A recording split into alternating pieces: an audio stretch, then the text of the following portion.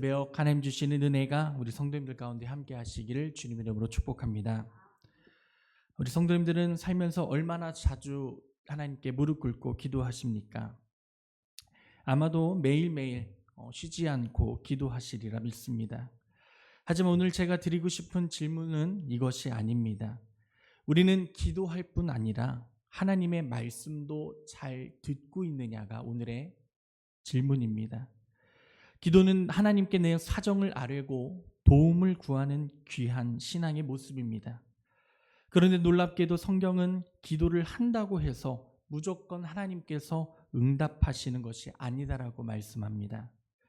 성경 곳곳에서 하나님은 말씀을 듣지 않는 자, 순종하지 않는 자, 자신의 죄를 고집하는 자의 기도에 귀를 막으신다고 말씀하십니다.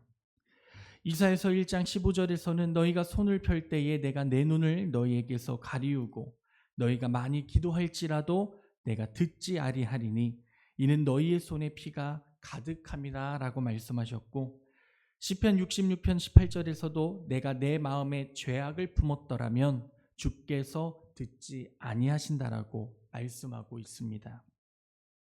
즉 하나님의 뜻에 귀를 닫고 드리는 기도는 막혀있는 기도라는 것입니다. 오늘 본문인 예레미야 37장에서도 이러한 기도가 등장합니다. 시드기야 왕과 유다의 지도자들은 위기의 순간에 하나님께 기도를 요청하지만 정작 그들의 삶은 하나님의 말씀에 전혀 순종하지 않았습니다. 그리고 그들은 하나님의 도움을 받고 싶지만 하나님의 말씀은 듣고 싶지 않다는 태도로 정말 뻔뻔한 모습을 보여줍니다.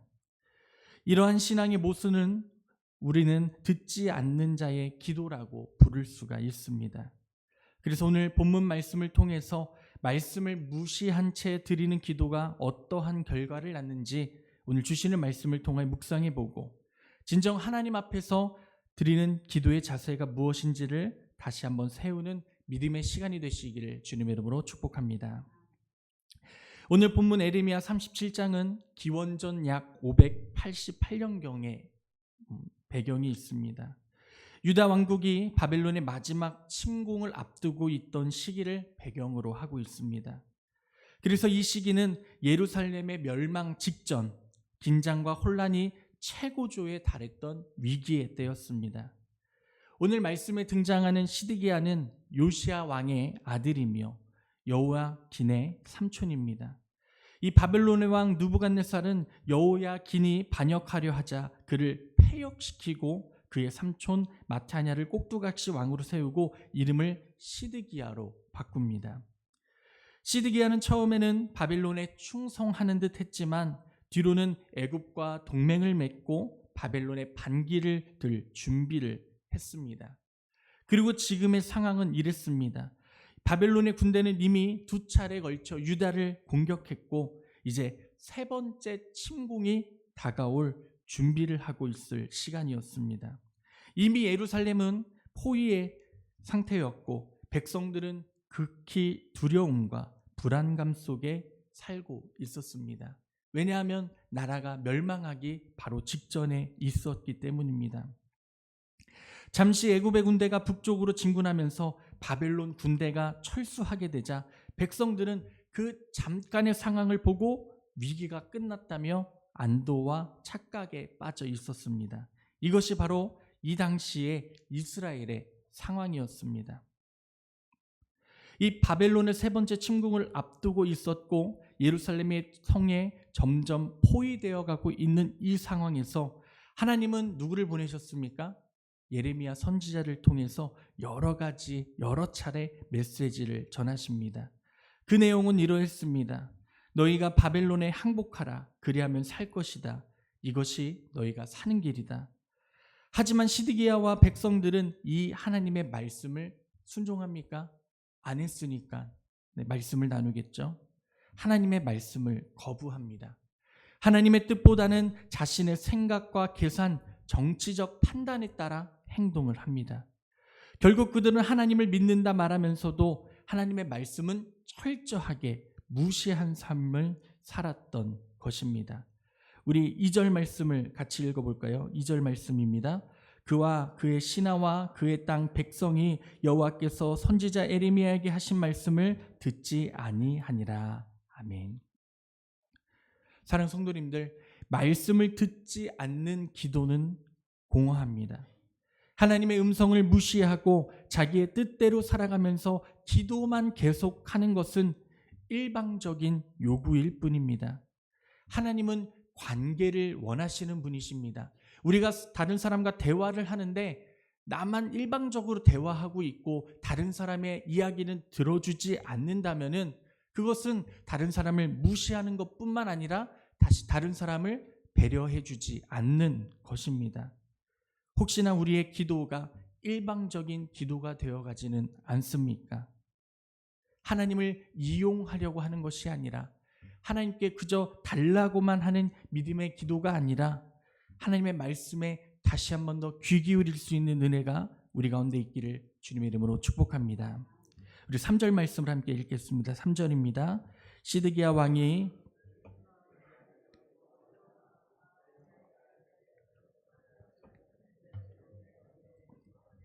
너는 우리를 위하여 우리 하나님 여호와께 기도하라 하였으니. 아멘. 이처럼 시드기야는 하나님께 직접 나아가 기도하지 않았습니다. 대신 자신이 탄압하던 에레미야에게 갑자기 기도를 요청합니다. 이는 두 가지 아이러니한 모습으로 이 말씀을 설명할 수 있습니다. 첫 번째는 말씀을 듣지 않으면서도 도움을 받으려는 태도입니다. 시드기야는 예레미야의 예언을 믿었습니까? 안 믿었습니까? 안 믿었습니다.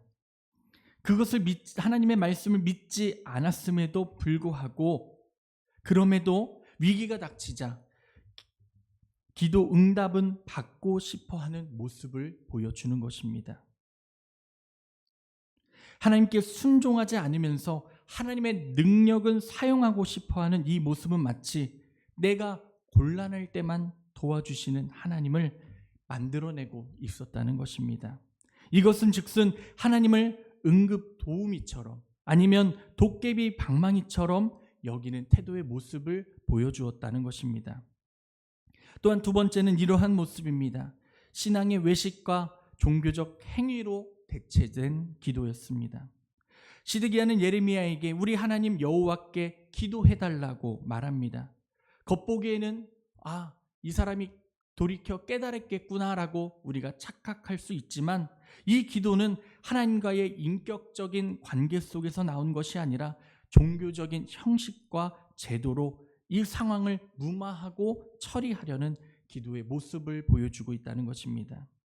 오늘날에도 종종 이런 모습이 있습니다. 나는 기도하지 않으면서, 나는 주님 앞에 엎드리지 않으면서 목사님 기도해 주세요. 교회 다니면 복 받는다더라. 하지만 기도가 하나님과의 관계에서 벗어나 종교적 수단이나 위기 탈출용 도구로 전략할 때에 그 기도는 능력이 없음을 기억하셔야 합니다. 이것이 바로 듣지 않는 자의 기도라는 것입니다. 이런 기도는 하나님을 구원의 수단으로만 보는 것이고 하나님과의 인격적인 관계를 맺으려 하지 않는 기도입니다. 우리의 기도가 변화되어야 할 줄로 믿습니다. 하나님의 나라를 먼저 의식하는 기도가 되시기를 소망합니다. 하나님의 의를 먼저 구하는 기도가 되기를 주님의 이름으로 축복합니다. 그럴 때에 우리의 기도의 삶의 모습이 변화되어질 줄로 믿습니다.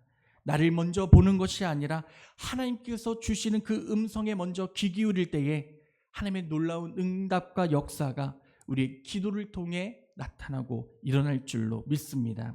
우리 5절 말씀 함께 읽습니다. 바로의 군대가 애굽에서 나오매 예루살렘을 애워쌌던 갈대아인이 그 소문을 듣고 예루살렘에서 떠났더라. 아멘. 이 말씀을 보면 애굽의 군대가 일시적으로 등장하면서 예루살렘을 포위했던 바벨론 군대가 잠시 철수합니다.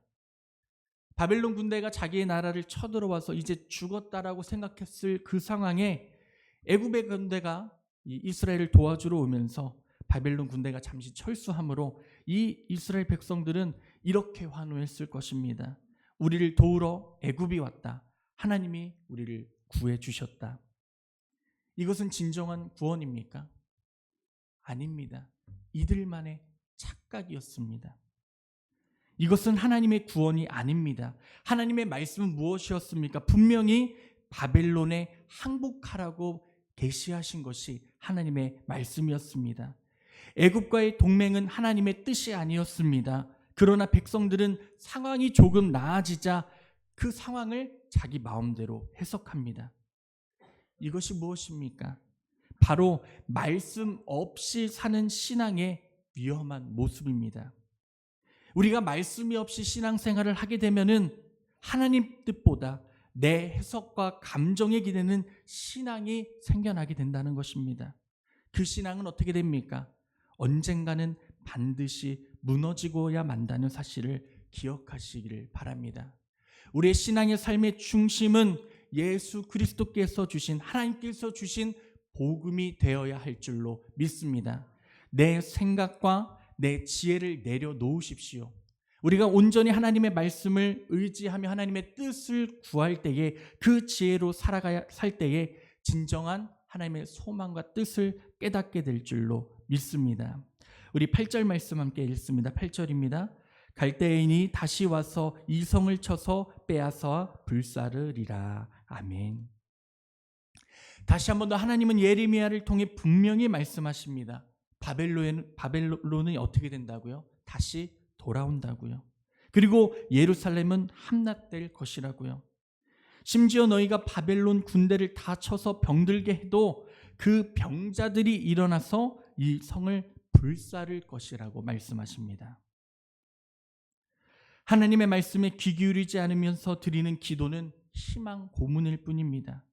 진정한 회개 없는 기도는 위장된 신앙이라는 겁니다. 진정 회개하십시오. 주님께 나아가고 싶으십니까? 먼저 우리의 삶을 주 앞에 내려놓고 우리의 모든 죄악들을 주님 앞에 고백하는 은혜가 있기를 주님의 이름으로 소망합니다. 오늘 본문은 시드기야 왕과 유다 백성 기도 요청했지만 하나님의 말씀을 듣지 않았고 결국 그 기도는 응답되지 않았습니다.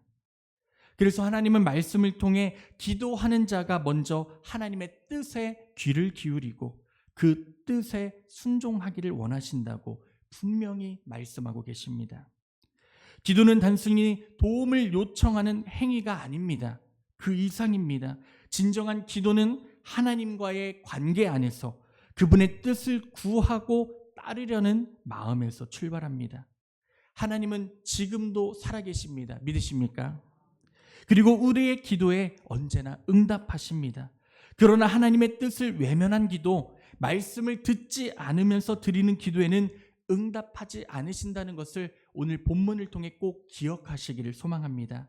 그래서 우리가 오늘 이 말씀을 가지고 세 가지를 결단하기를 원합니다. 첫 번째는 기도 전에 하나님의 말씀을 먼저 듣는 은혜가 있기를 소망합니다. 기도는 하나님의 음성에 대한 반응입니다.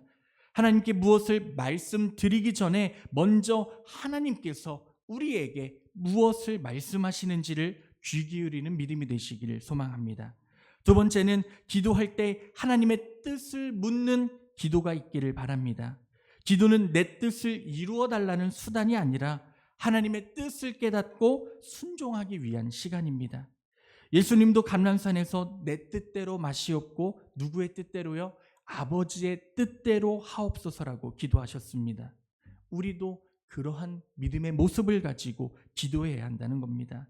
마지막으로 기도 후에는 순종의 삶으로 나가는 은혜가 있기를 바랍니다. 기도 후에 행동이 없다면 그것은 행동 없는 삶이 되어버립니다. 기도가 끝난 후에도 그 기도가 나를 변화시키고 내 삶의 방향을 변화시켜 준다는 그런 믿음의 확신을 가지고 행동해야 한다는 겁니다. 그때에 하나님께서는 우리의 모습과 행동을 보시고 우리의 기도에 응답해 주실 줄로 믿습니다. 간단합니다. 하나님, 내 삶이 불평불만이 사라지게 하여 주시옵소서라고 기도했을 때에 기쁨이 넘치는 삶을, 감사가 넘치는 고백을 우리들의 입술로 마음으로 고백할 수 있어야 한다는 것입니다. 말씀을 정리하며 이렇게 부탁드리고 싶습니다. 귀를 여십시오. 마음을 여십시오. 먼저 주의 뜻을 구하십시오. 그때에 하나님께서 허락하시는 놀라운 은혜와 치유와 능력이 이젠 기도하며 예배하며 함께 찬양하며 나아가는 우리 성도님들의 삶 가운데에 놀라운 역사로 함께 해주실 줄로 믿습니다. 그런 동행하시는 은혜가 오늘 하루에 우리의 삶 가운데서도 충만하게 나타나시기를 주님의 이름으로 축원합니다. 기도하겠습니다.